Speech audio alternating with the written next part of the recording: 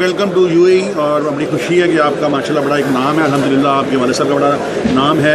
अल्लाह ताला ने जवाल रहमत जगह अता फरमाए, बड़े उनके फैंस हैं। तो आप यहाँ पे पार्टिसिपेट कर रहे हैं, तो कैसा महसूस कर रहे हैं? यहाँ फर्स्ट टाइम कर रहे हैं, पहले भी आप करते रहे हैं?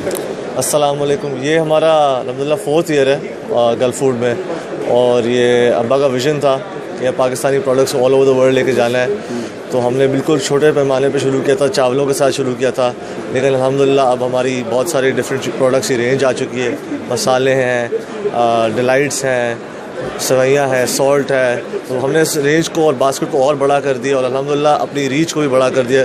शुरू हमने पाकिस्तान से किया था, लेकिन अल्हम्दुलिल्लाह अब 28+ कंट्रीज़ में, और इसको और भी आगे लेके जाएंगे। इस बास्केट को और भी बड़ा करेंगे। ये अब्बा का विज़न था, इसको और आगे लेके जाएंगे। ये गल्फ फूड बहुत एक बेहतरीन प्लेटफॉर्म है जिसमें हम सब आते हैं और एक दूसरे से मिलते हैं, बहुत सीखने को भी मिलता है, और इसमें और बिज़नेस करने का भी तरीके और फ़ायदे हैं इसमें।